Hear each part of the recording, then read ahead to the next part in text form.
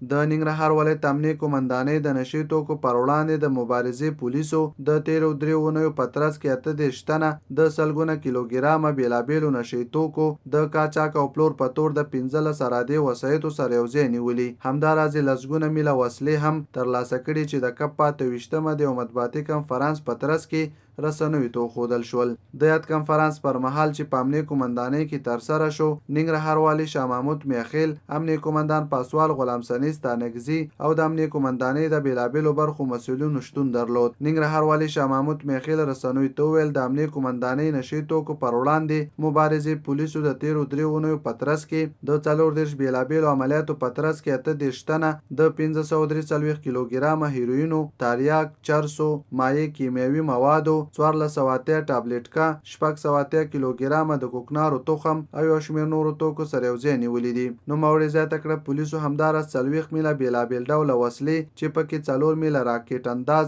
1 میل کلاشینکوف، لسګونه میله توفانچې او نورې وسلې شاملې دي له یو شمېر مهماتو او تجهیزاتو سره یو ځای نیولي دي چې په تورې 3 تنه هم نیول شوي دي. ښاغلي میخیلي ویل په یادو قضیو کې نیول شوي کسان ټول عدلیه او قضایي ارګانونو ته ورپېژندل شوي او د امنیه قومندان پاسوال غلام سنی ستانکزي په مشرۍ د پولیسو د وروستیو لاسته راوړنو او هلو ځلو څخه مننه وکړه. مواد مخدر او اتصاله هم د امنیتي ارګانونو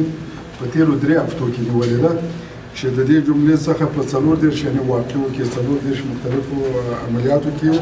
دیو 543 کیلوګرامه مواد مخدر چې هیروین، تریاک، چرس، خام او کیمیاوي مایع چې کوم دي هغه نیول شوي دي، هغه تیزاب چې دي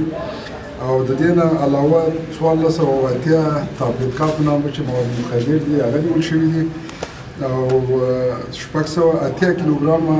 خاشخاش تخم هم نیول شوی دی. د دې نه علاوه 4 قبضې راکټ انداز، 1 کلاشینکوف، 1 میل توفانچه او 2 پای مخابرې دا هم نیول شوي دي چې 15 ارادي وسایط هم ورسره دي. نو د دې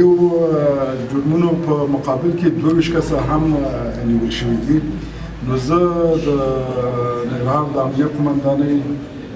قومندان ستانکزي صاحب نه د دې د ټول پرسونل نه مننه کوم چې شپه ورځ هلې ځلې کوي. د یو بل خبر له مخې د ولسمشر د منظورې وروسته د ننګرهار والي شاه محمود میخیل او امنیه قومندان پاسوال غلام سنی ستانکزي له لوري د دې ولایت امنیه قومندانۍ امنیتي مرستیال محمد اکرام ته د سمونوالۍ دویمې حوزې امیر صبغت الله ته د سمونیارۍ رتبې د یو لړ ځانګړو مراسمو په ترڅ کې په اوږو وټومبل شوې. په دې مراسمو کې چې د امنیه قومندانۍ د بېلابېلو څانګو مسؤلینو هم شتون درلود، ننګرهار والي شاه محمود میخیل د یادو رتبو له امله د امنیه قومندانۍ ټولو منصوبینو ته مبارکي ورکړه او هیله یې خوده چې وروستي مثبت تغیرات او د رتبو په اخیستو به د پولیسو لاسته راوړنې لا زیاتې کړي. 2 کسو همکارانو زموږ چې رتبې واخیستلې او نن په قومندانۍ د سرخرود کې هم قومندان صاحب امیر سرخرود هغه هم یو رتبه راکړه. دا په حقیقت کې د ټولو پرسونل مکافات دي، یعنې یوازې دیو په اړه نه لري ځکه چې دیو چې کوم کارونه کړي د ټولو په اتفاق او د ټولو په حمایت یو بل سره کړي او زه خوشحاله په دې یم چې پرسونل د قومندانۍ د امنیې ورځ په ورځ تقویه کېږي. دا کوم نوي تغیرات چې راغلل انشاءالله د جلال آباد د ښار امنیت به کې به مهم تاثیر لري او بلکې د ټول ننګرهار په امنیت کې او د ننګرهار امنیت چې وي بیا د ټولو مشرقي سیمې په امنیت باندې خاص تاثیر لري او حتی په کابل باندې هم لري. زه د ټول نه مننه کوم چې دوی شپه ورځ زحمت وکړي. ستاسې هلې ځلې ستاینې، ستاسې هلې ځلې او قرباني ټول قابل د ستایلو ده او زه تاسو نه ډېره زیاته مننه کوم. هغه د امنیه قومندانۍ د پولیسو په ګډون د ټولو امنیتي ځواکونو د هلو ځلو څخه قدردانۍ وکړ.